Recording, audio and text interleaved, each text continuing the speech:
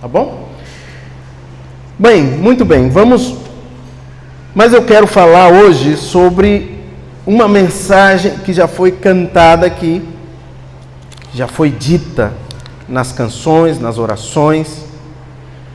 Quero falar sobre uma mensagem que tem sido pregada há séculos, há milhares de anos, e ela deve ser repetida por vez após vez. No domingo passado, o Leandro trouxe aqui uma mensagem dizendo: diga não ao Evangelho Plus.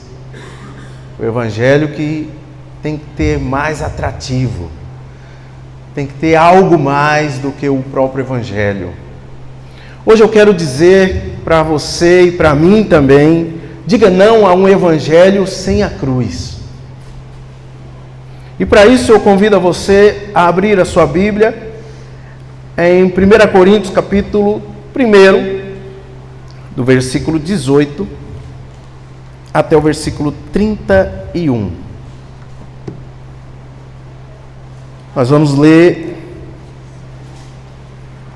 Nós começamos a fazer essa série de sermãos na carta, ou nas cartas de 1 e 2 Coríntios. A gente trabalha aqui com séries de sermãos, e o Leandro começou na semana passada a falar sobre essa mensagem que encontra-se na primeira carta aos Coríntios, e eu vou dar continuidade na medida do possível, assim como o Senhor permite. 1 Coríntios capítulo 1, do versículo 18 ao 31. Fique de pé, você que encontrou, em reverência ao Senhor, em reverência à palavra do Senhor, porque ela é viva e eficaz até hoje. E diz assim a palavra do Senhor: a mensagem da cruz é loucura para os que se encaminham para a destruição, mas para nós que estamos sendo salvos, ela é o poder de Deus. Como dizem as Escrituras: destruirei a sabedoria dos sábios, rejeitarei a inteligência dos inteligentes. Diante disso, onde ficam os sábios, os eruditos, os argumentadores desta era? Deus fez a sabedoria deste mundo parecer loucura, visto que Deus, em sua sabedoria, providenciou que o mundo não o conhecesse por meio da sabedoria humana. Usou a loucura da nossa pregação para salvar os que creem, pois os judeus pedem sinais e os gentios buscam sabedoria. Assim, quando pregamos que Cristo foi crucificado, os judeus se ofendem e os gentios dizem que é tolice. Mas, para os que foram chamados para a salvação, tanto os judeus como os gentios, Cristo é o poder de Deus e sabedoria de Deus.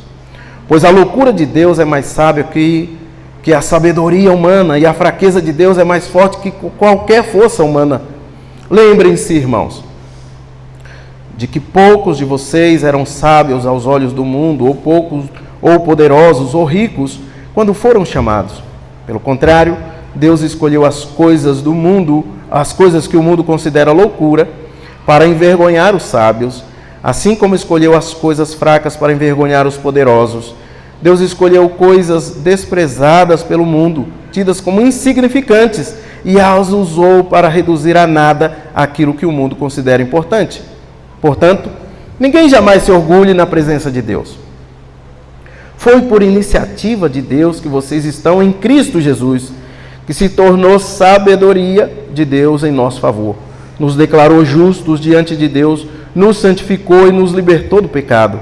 Portanto, como dizem as Escrituras, quem quiser orgulhar-se, orgulhe-se somente no Senhor. Amém.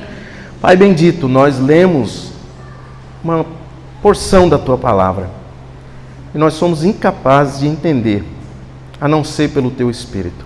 Nós somos incapazes de explicar, a não ser pelo Teu Espírito. Por isso clamamos que o Teu Santo Espírito venha tomar a nossa vida, o nosso coração.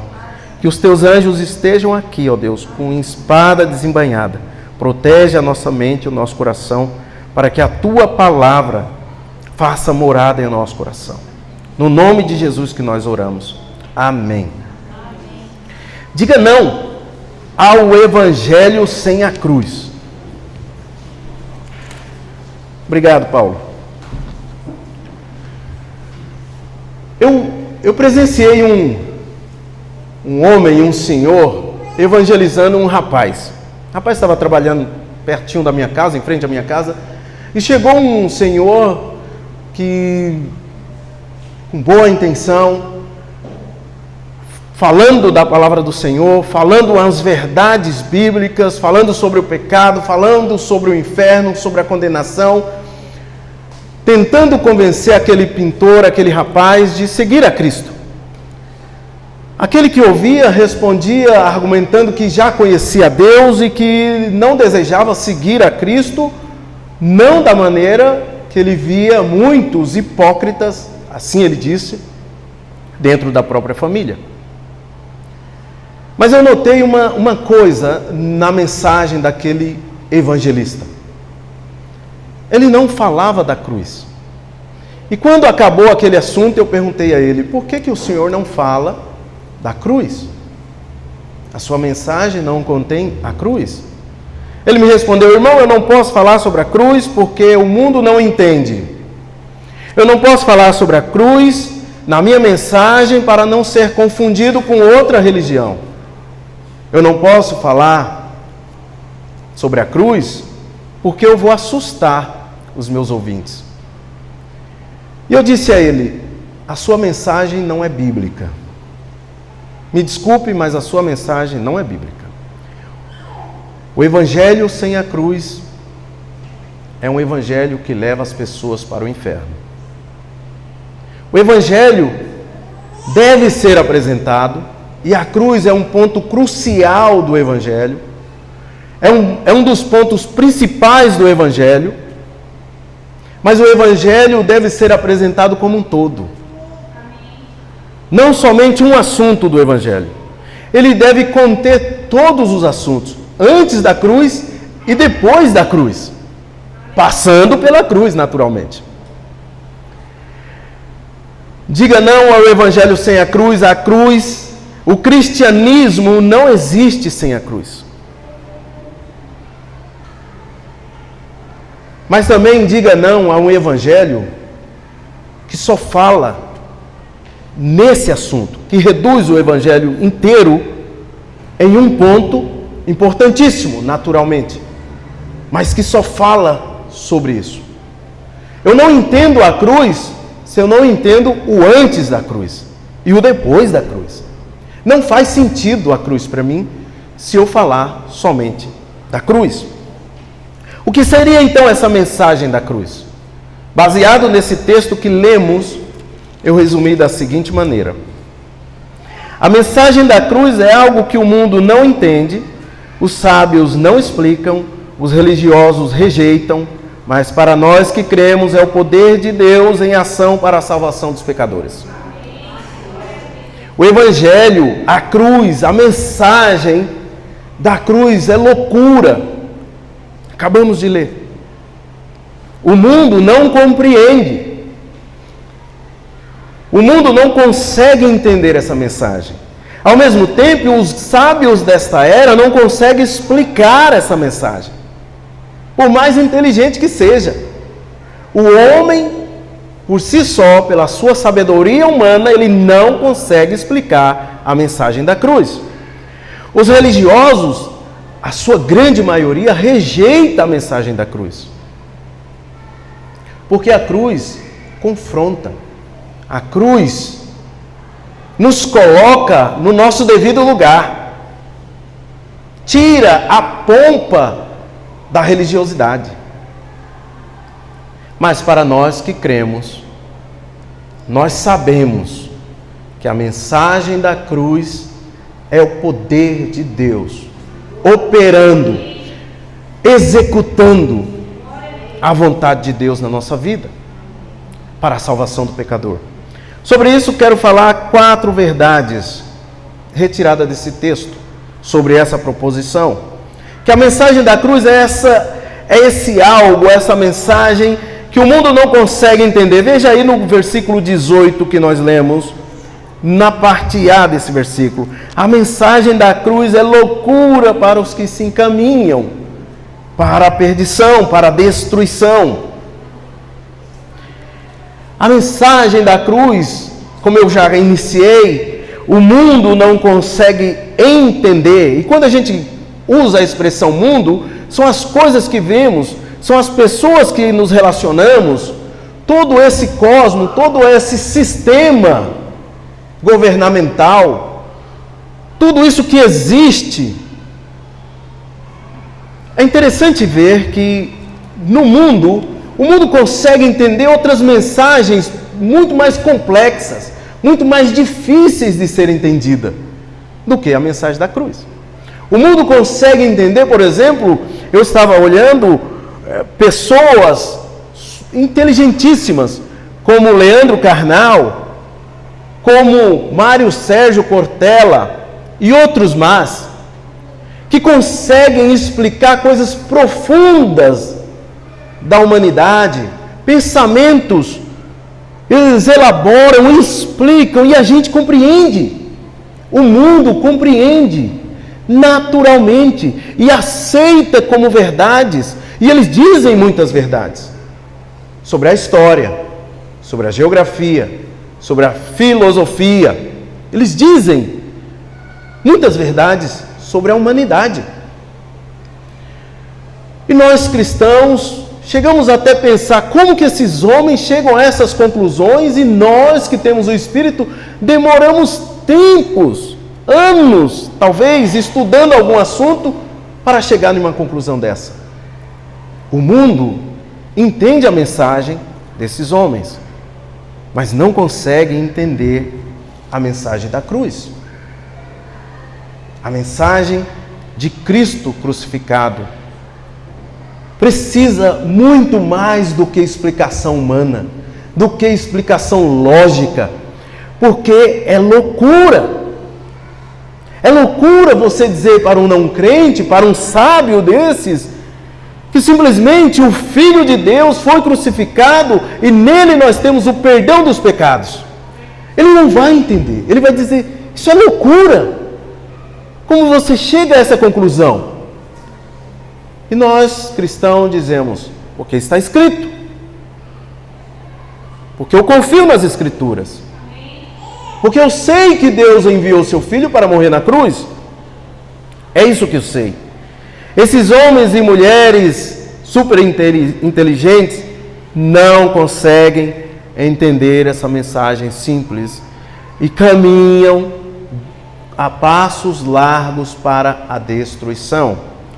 A palavra do Senhor, lá em João, em 1 de João, primeira carta do apóstolo João, capítulo 5, versículo 19, vai dizer que no mundo jaz o maligno. Esse sistema governamental, esse sistema do mundo,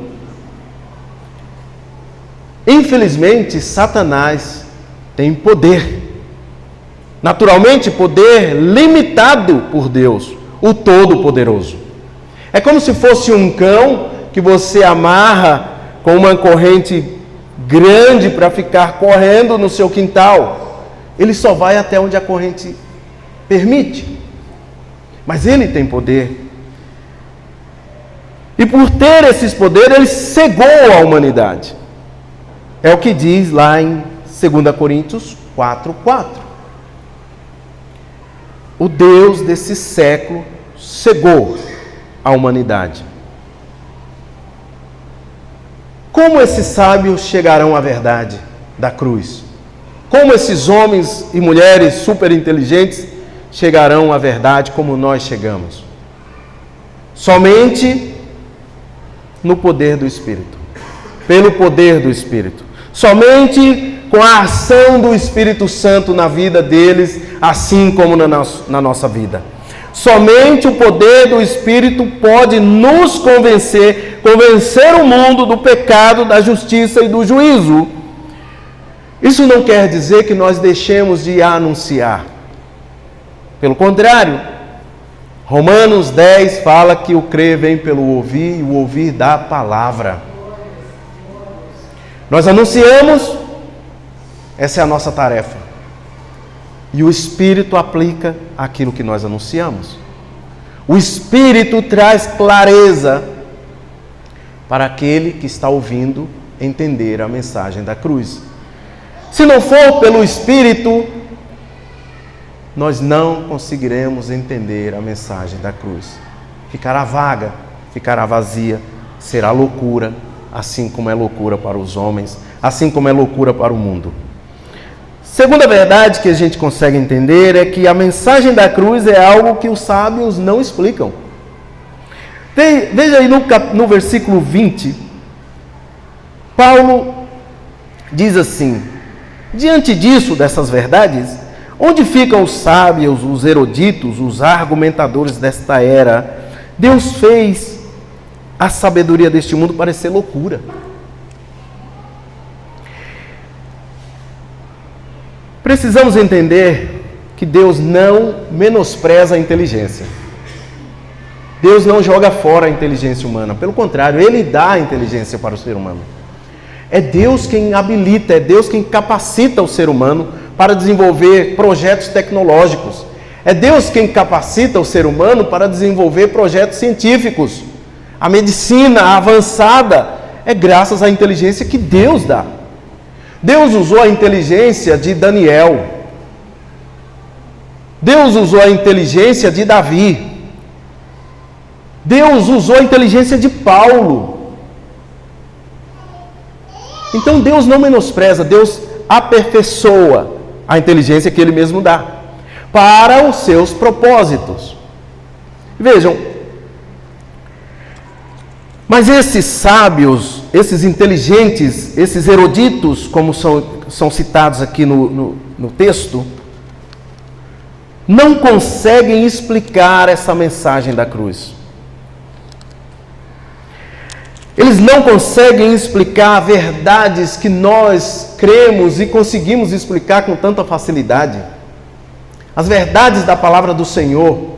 Uma criança consegue explicar, uma criança que já conhece a verdade, ela consegue transmitir essa mesma verdade. Sem muito esforço. Mas esses acadêmicos, esses grandes filósofos, grandes professores, não chegam a essas conclusões.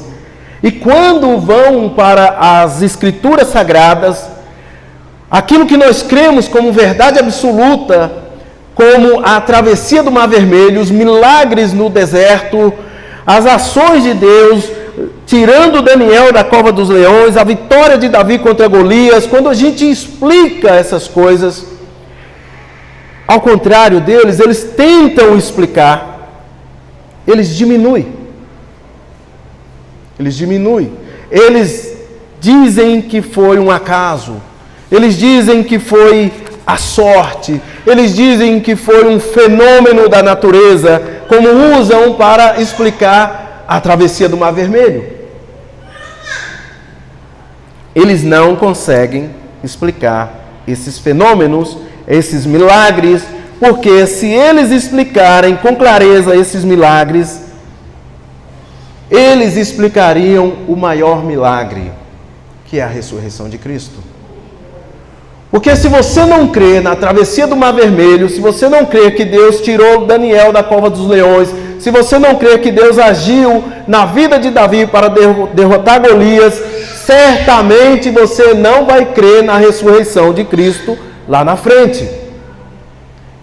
E lá na frente, em 1 Coríntios capítulo 15, nós iremos ver, Paulo vai dizer que se Jesus não ressuscitou, a nossa fé é em vão. Se Jesus não ressuscitou, a nossa pregação é em vão. Se Jesus não ressuscitou, a nossa esperança é em vão.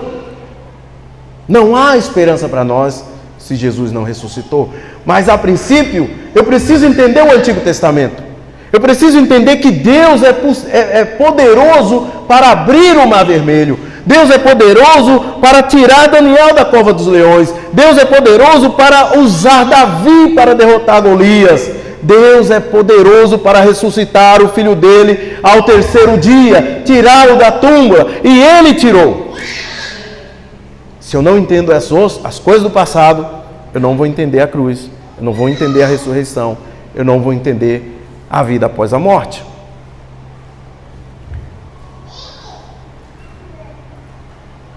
Vejam, interessante também que esses homens sábios, eruditos da nossa era, explicam com tanta facilidade essas coisas e chegam às conclusões tão certeiras. O Léo pregou aqui há 2 semanas atrás, ele falou sobre o tamanho das galáxias.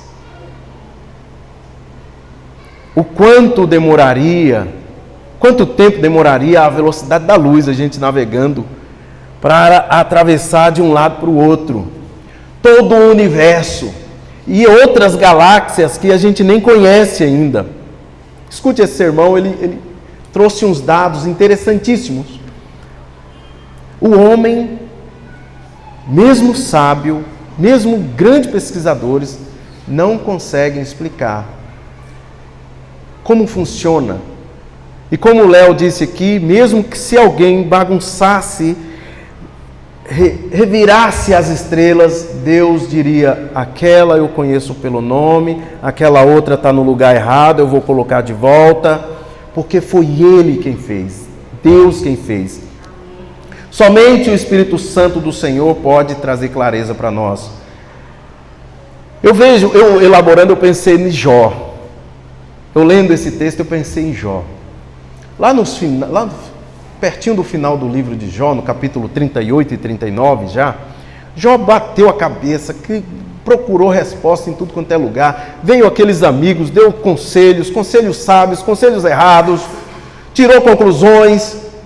A partir do capítulo 38, no capítulo 38 e 39, o capítulo 38 começa com Deus. Deus vem num redemoinho e fala para Jó, faz algumas perguntas simples para ele. Onde é que você estava quando eu criei? Onde é que você pensa que estava quando eu fiz? E vai descrevendo a criação. Em outras palavras, Deus está dizendo: quem você pensa que é? O homem, apesar de Deus não menosprezar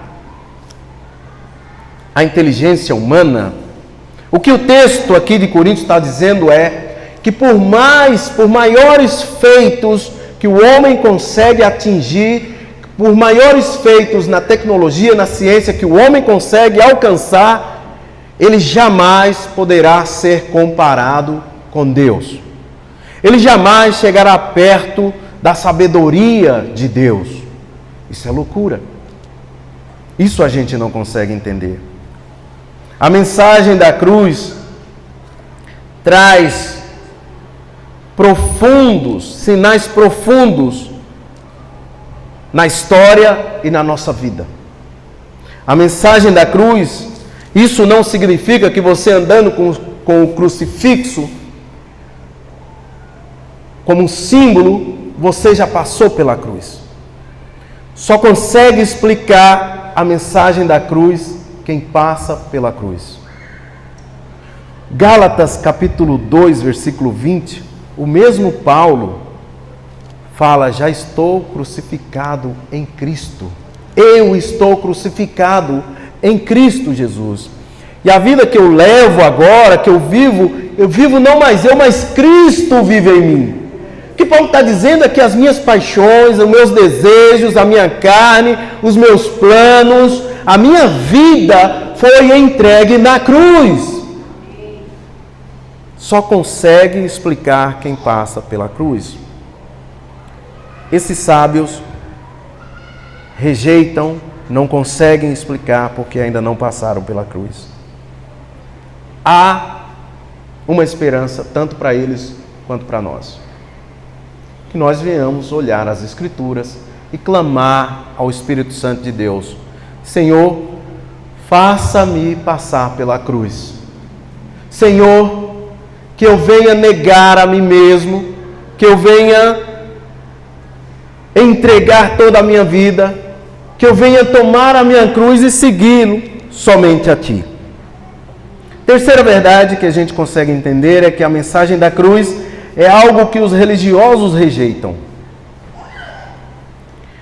Diz aí no versículo 23, assim, quando pregamos que Cristo foi crucificado, os judeus se ofendem e os gentios dizem que é tolice. Interessante, né, que o judaísmo é uma das religiões mais antigas do mundo. O judaísmo tem mais de 4.000 anos. E o judaísmo, a religião dos judeus, é uma das primeiras, ou talvez a primeira, a aceitar o monoteísmo, que é crer em um Deus somente. Ele começa esse judaísmo lá com o chamado de Abraão em Gênesis 12. E os judeus hoje são cerca de 14 milhões de pessoas ao redor do mundo. Sua maior concentração nos Estados Unidos, em Israel. Começa lá em Abraão, chamado de Abraão, Gênesis 12. Eles têm uma relação com Deus baseada em uma aliança e traz como sinal dessa aliança a circuncisão. E eles se intitulam como o povo escolhido de Deus. É interessante observar que o judaísmo não cresce. Vocês já perceberam isso?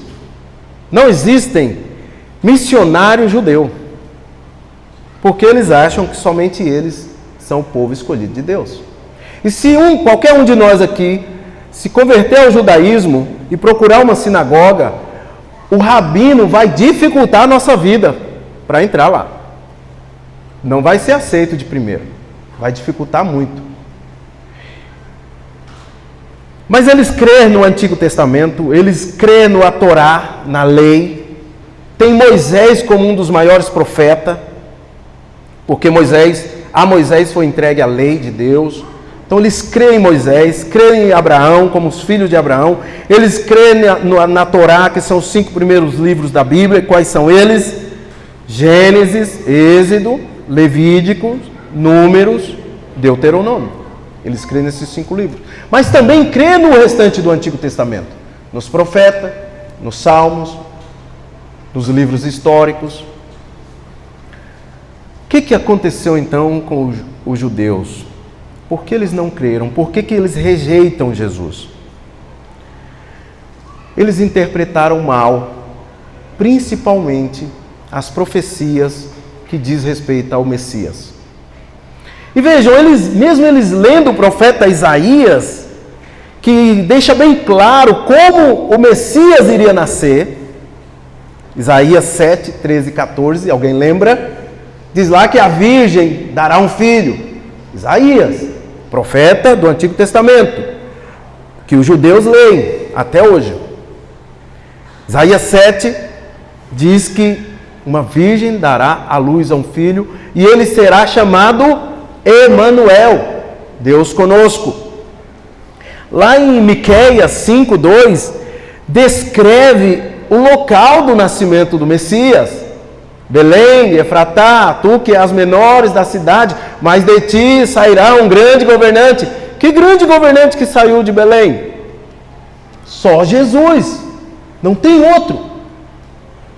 Isso é Antigo Testamento. Também diz sobre o seu comportamento. Isaías 42:2 diz que ele não falaria alto em público, ele não gritaria. Comportamento de Jesus. Em toda a narrativa bíblica a gente não vê Jesus gritando, mesmo diante dos seus adversários, mesmo diante dos seus opressores. E finalmente o Antigo Testamento descreve como ele iria morrer. Isaías 53, dos 5 ao 7, diz que ele seria levado como uma ovelha para o matadouro. Infelizmente, os judeus não creram. E existem algumas razões, além dessas, da interpretação errada das profecias sobre o Messias. Porque Jesus vem e aponta o pecado dos judeus. Jesus confronta a religião, não o sistema religioso, a autoridade daqueles homens. Ele diz assim, lá em João, capítulo 8, versículo 41 a 45, ele está conversando sobre paternidade. Os judeus estão dizendo, não, olha, nós somos filhos de Abraão. Ele diz, não, larga de ser bobo. Das pedras Deus pode fazer surgir filhos de Abraão. Não é isso. Serviu até agora para conduzir o povo, mas preste atenção. É o que Jesus está tentando dizer para eles. Jesus vai além, vai e diz assim para eles, vocês fazem o que de fato o seu pai ensina a fazer, porque vocês são filhos do diabo. E quando vocês mentem, vocês estão imitando o pai de vocês, porque ele é mentiroso desde o princípio, nunca houve verdade nele. Isso foi um afronto, um confronto, trouxe repúdio, rejeição da parte dos judeus pela pessoa de Jesus.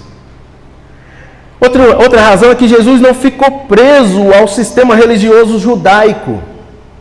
Lá em Mateus capítulo 12, versículos 6 a 8, os discípulos estão com fome junto com Jesus e eles vão debulhar cereais, vão pegar. Isso é um sábado. E os judeus vêm confrontar Jesus. Jesus diz, nunca leram nas Escrituras? E Jesus vai além, diz, aqui está alguém maior do que o sábado. Ele confrontou, ele não ficou preso ao sistema religioso. Pelo menos 7 milagres que Jesus efetuou foram no sábado, para dizer que ele é maior do que qualquer sistema religioso. Ele é quem faz, da maneira que ele quer, do jeito que ele quer, quando ele quer. Ele opera milagre quando ele quer. Não é o sistema religioso que fala para ele quando ele fazer. Não somos nós que determinamos quando ele fazer e como ele fazer. É quando ele quer, como ele quer. Jesus é maior do que qualquer sistema religioso.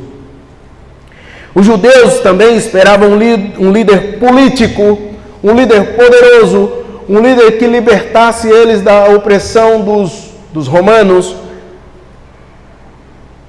E quando eles veem um jovenzinho, lá em Mateus 13, 55, 57, eles vão dizer assim, não é este o filho de Maria? Não é este o filho de José, o carpinteiro?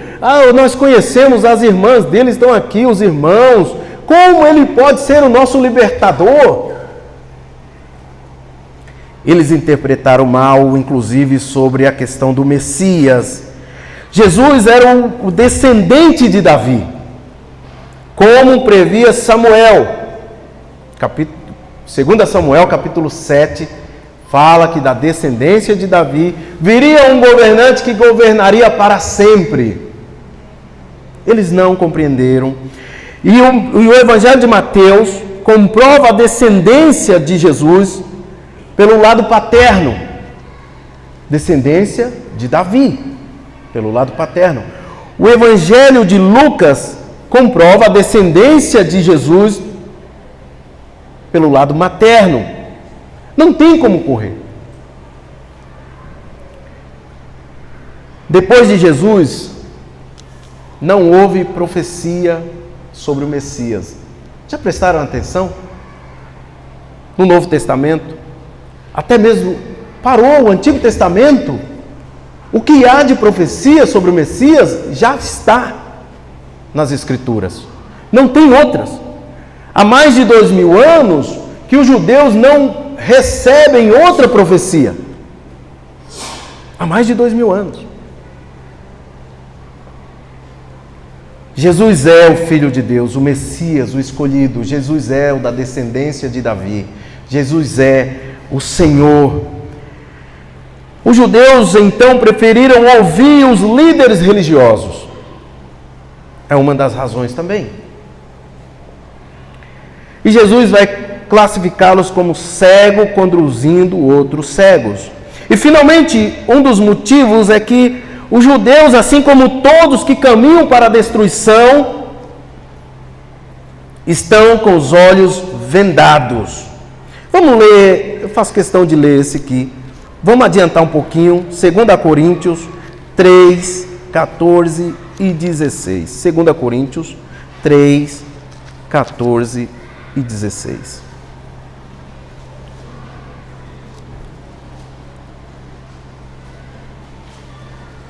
A 16. Diz assim: mas a mente do povo estava endurecida e até hoje,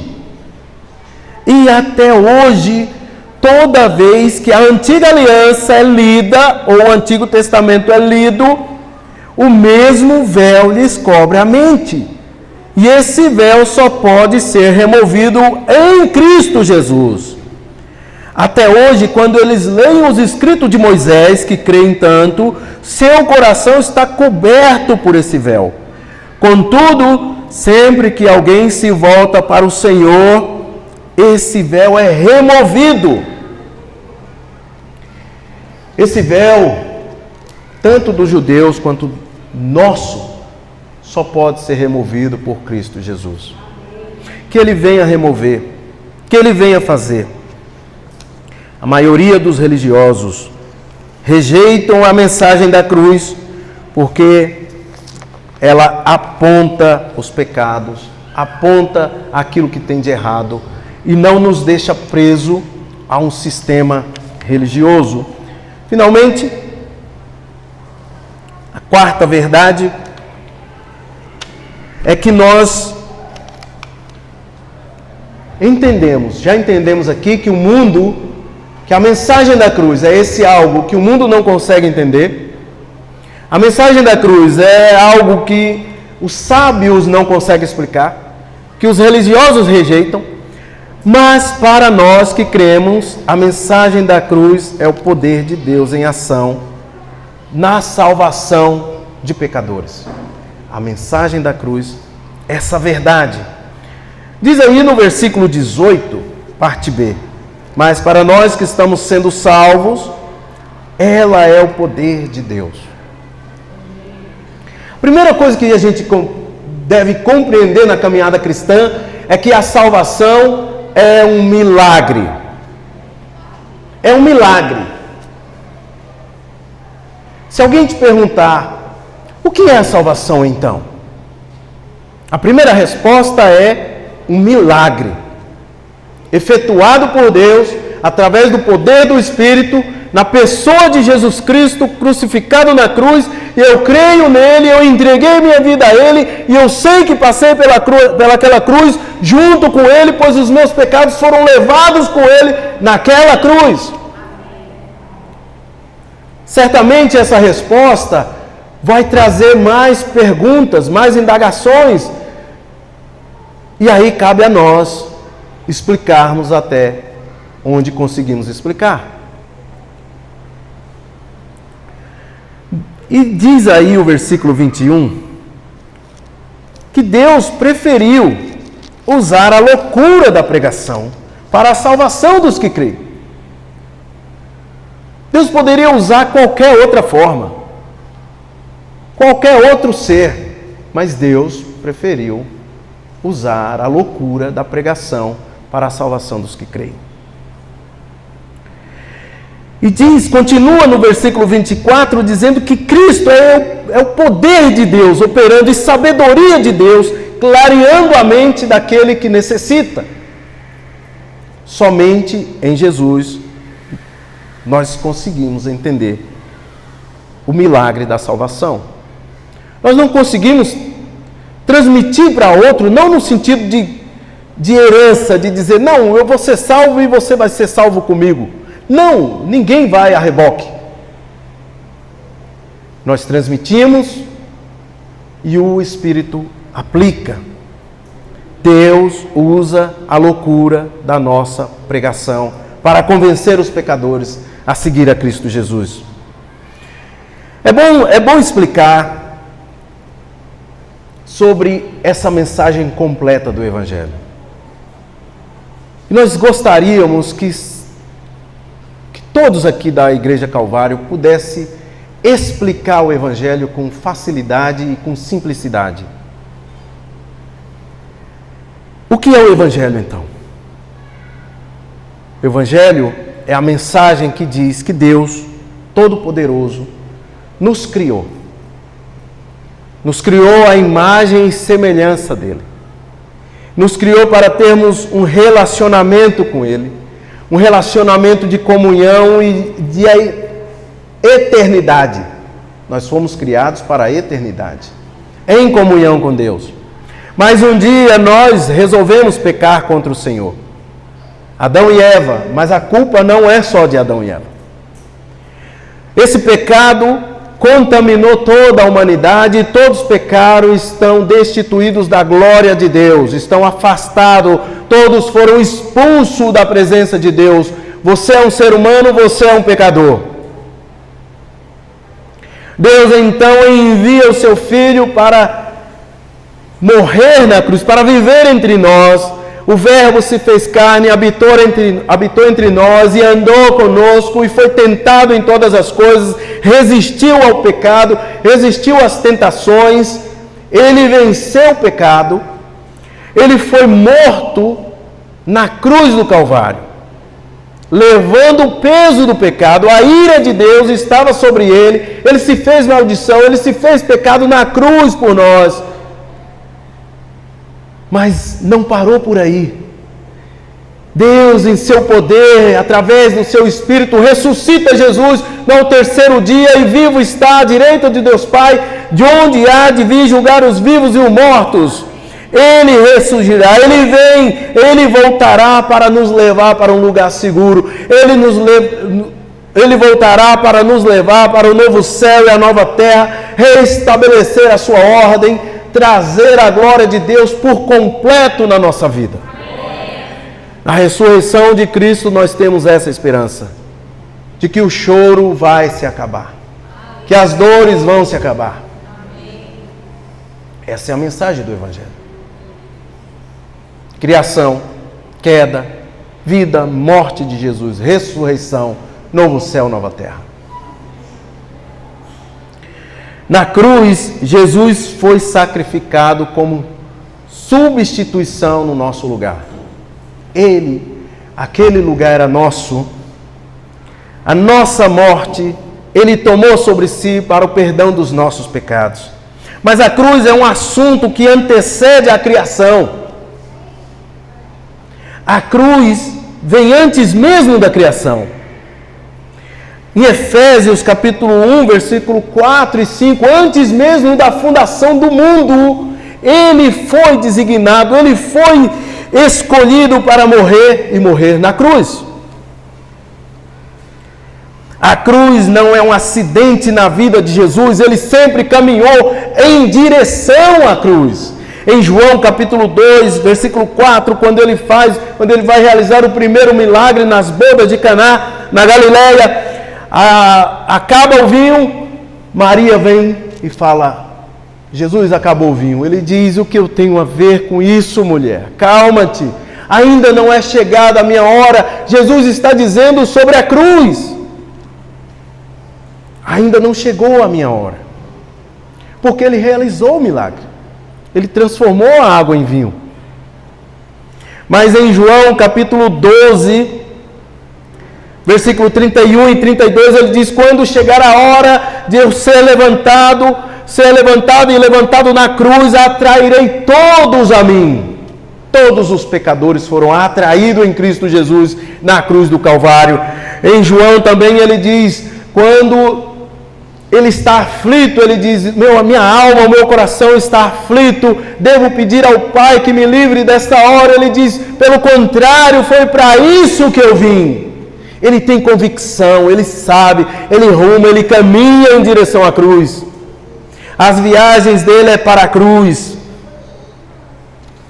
Foi na cruz que Jesus sofreu a morte para absorver a ira de Deus, como descreve Paulo em Gálatas capítulo 3, versículo 13. É lá que nós encontramos remissão dos pecados. Mas é em Jesus ressurreto que nós encontramos a esperança da vida eterna. É em Jesus vivo, como nós. E João vai dizer: nós tocamos nele. Depois da ressurreição, João vai dizer: eu ainda sinto os pelos dele na minha mão. Diga não ao evangelho sem a cruz. Mas diga não também ao evangelho que se resume ou que diminui somente a um assunto. Creia no evangelho de Jesus. Creia no evangelho da cruz. Creia em toda a mensagem da Bíblia. Não somente um assunto escolhido. Como Paulo termina esse texto, pelo menos essa porção que lemos, dizendo: saiba que foi por iniciativa de Deus que nós estamos em Cristo Jesus. Ele, Jesus, cumpriu todo o plano de Deus para nos declarar justos, nos santificar e nos libertar do pecado. Se você não tem certeza que os seus pecados estão perdoados, clame a Jesus Cristo.